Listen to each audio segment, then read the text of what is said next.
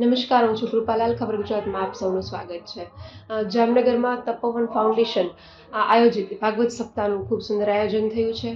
ત્યારે આ સપ્તાહમાં આપણે જેને હિન્દુ પ્રખર વક્તા તરીકે જાણીએ છીએ એવા કાજલબેન હિન્દુસ્તાની આપણી સાથે જોડાયા છે. ત્યારે ચાલો તેમની સાથે આ અંગે ખાસ વાતચીત કરીએ.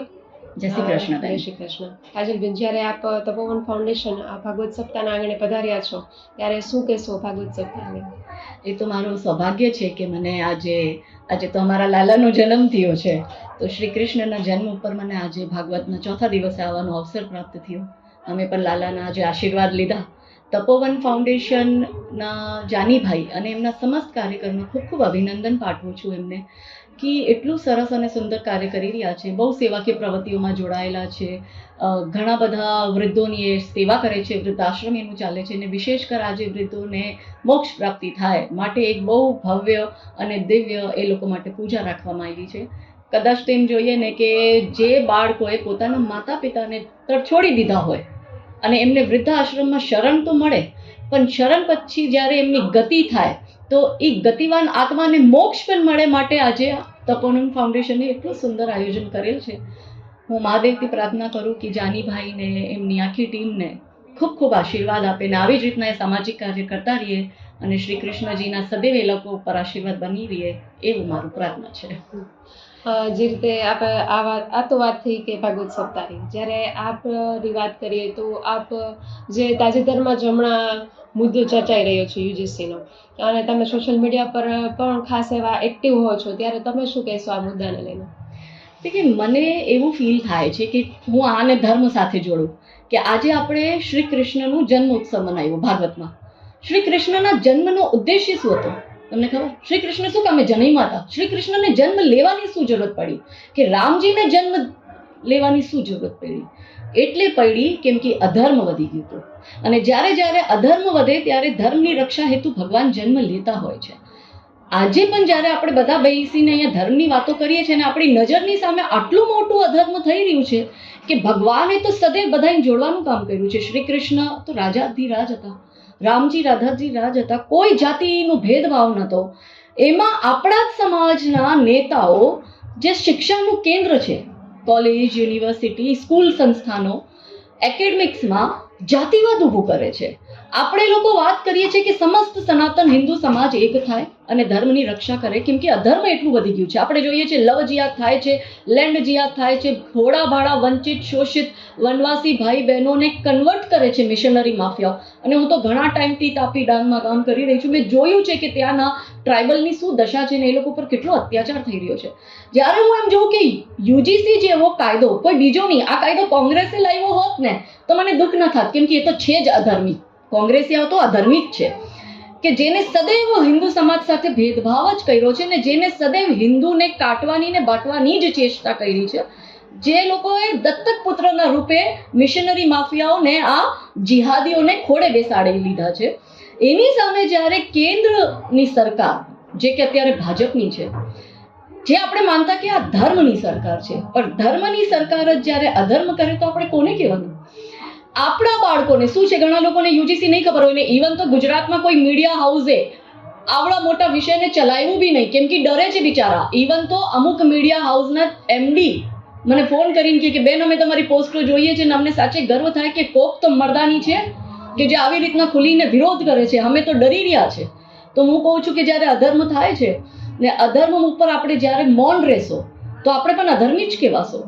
શું છે યુજીસી કાયદો? કેમ આ નેતાઓ નથી બોલતા? અને જે સમાજના ઠેકેદારો છે કે જે પોતાના સમાજનો ઝંડો લઈને ટિકિટ લે છે ને પછી ચૂંટણી લડે છે, એ સમાજના ઠેકેદારો ક્યાં ગયા કે જ્યારે એકેડમિક્સમાં આપણા છોકરાઓને બાંટવામાં આવ્યા ને એમ કહેવામાં આવ્યું કે યુજીસી કાયદો લાવવામાં આવ્યું જેમાં કોઈ પણ સામાન્ય વર્ગનો છોકરો એના ઉપર કોલેજમાં એસસી એસટી ઓબીસી કોઈ પણ જૂઠો આક્ષેપ પણ લગાડી દઈએ તો વાક બાય ડિફોલ્ટ રૂપે આનો જ સામાન્ય વર્ગનો માની જશે. હવે આપણો 18 વર્ષનો બાળક 12મું ધોરણ પૂરું કરીને જ્યારે કોલેજમાં જાય, સામાન્ય વર્ગની વાત કરું છું, જેને સંવિધાન અને ભારત સરકારે જનરલ કેટેગરીમાં કેટેગરાઇઝ કરી લીધું છે, ને આપણા મારા જેવા સાવ દેશી લોકોને સમજાવવું હોય તો હું એમ કહીશ કે સવર્ણ સમાજ, જેમાં બ્રાહ્મણ બી આવે છે, રાજપૂત બી આવે છે, પટેલ બી આવે છે અને અન્ય એ જનરલ કાસ્ટ જે છે જે આવે છે. એમ કહી દીધું કે આના છોકરા કોલેજમાં જાય ને એના ઉપર કોઈ પણ એસસી એસટી ઓબીસી આ ત્રણેય સમાજમાંથી કોઈ પણ આક્ષેપ મૂકશે, કેમ કે એનું માની જ લીધું છે કે સ્વર્ણ સમાજ છે એ આરોપી જ છે, કાયમ માટે એનો વાક હોય કે ના હોય, અને જે અન્ય સમાજ છે એ પીડિત પક્ષ જ રહેશે. આવો અન્યાય ક્યાંય થાય? આ દેશમાં સંવિધાન ઈ કહે છે કે ટેરરિસ્ટ હોય એને પણ પોતાનો પક્ષ મૂકવા માટે એને મોકો દે છે. અને સંવિધાન શું કહે છે અને કાયદો ભારતનો શું કહે છે? Innocent until proven guilty. જ્યાં સુધી આક્ષેપ સાબિત નહીં થાય ત્યાં સુધી તો ટેરરિસ્ટને પણ ઇનોસેન્ટ માનવામાં આવે. એની સામે યુજીસી નો કાયદો જનરલ કેટેગરી માટે ઈ કહે છે કે એ તો ગિલ્ટી જ છે અન્ટિલ પ્રૂવન ઇનોસેન્ટ. એટલે 18 વર્ષનો છોકરો આપણો જ્યારે કોલેજમાં ભણવા જાય ને એનાથી કોઈને પર્સનલ પ્રોબ્લેમ હોય ને એના ઉપર જૂઠા આક્ષેપ થઈ જાય તો યુજીસીની કમિટી બનાવેલી, યુજીસીનું સ્ક્વેડ બનાવેલું ને યુજીસીનું કમિશન બેસશે ને એ કમિશનમાં બધા એસસી એસટી ઓબીસીના જ રહેશે પાછા જાંચ કરવા વાળા, એમાં એક બી જનરલ સમાજનો નહીં હોય. એટલે એ જે આક્ષેપ લગાડી માની લેવાનું ને છોકરાને તરત જ નિષ્કાસિત કરો. અને જો છોકરા ઉપર કાયદેસર સામાન્ય વર્ગના છોકરા ઉપર યુનિવર્સિટી વાળા કાયદેસર પગલા નહીં લે તો યુનિવર્સિટીની ગ્રાન્ટ રદ કરશો ને એનું લાયસન્સ છીનવશો.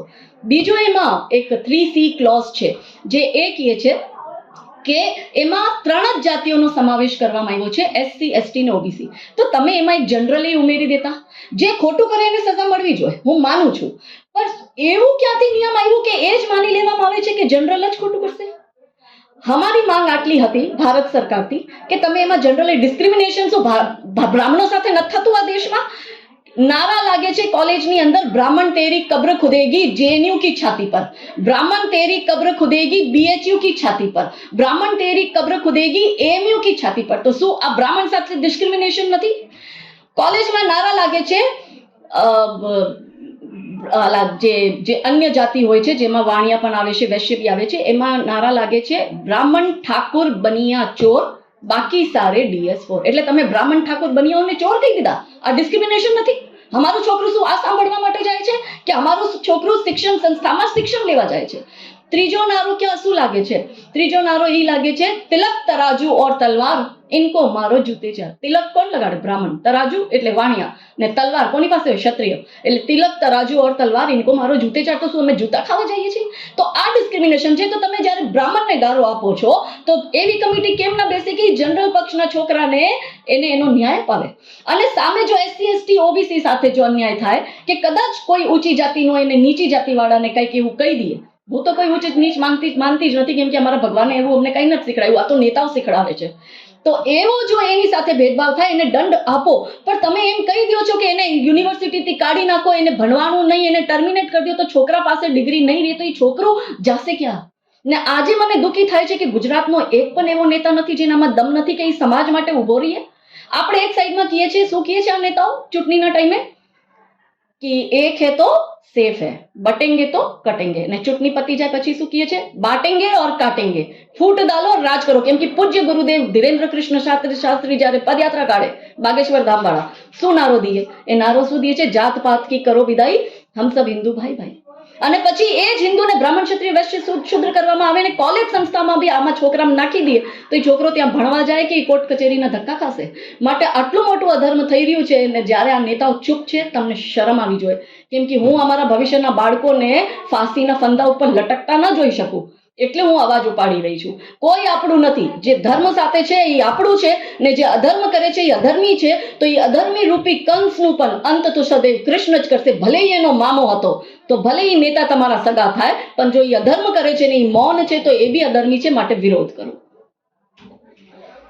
તો આ હતા કાજલ હિન્દુસ્તાની કે જેમણે ખૂબ મહત્વના મુદ્દા ઉપર યુવાનોને તેમજ સામાન્ય જનતાને જાગૃત કરવા માટે એક અપીલ કરી છે.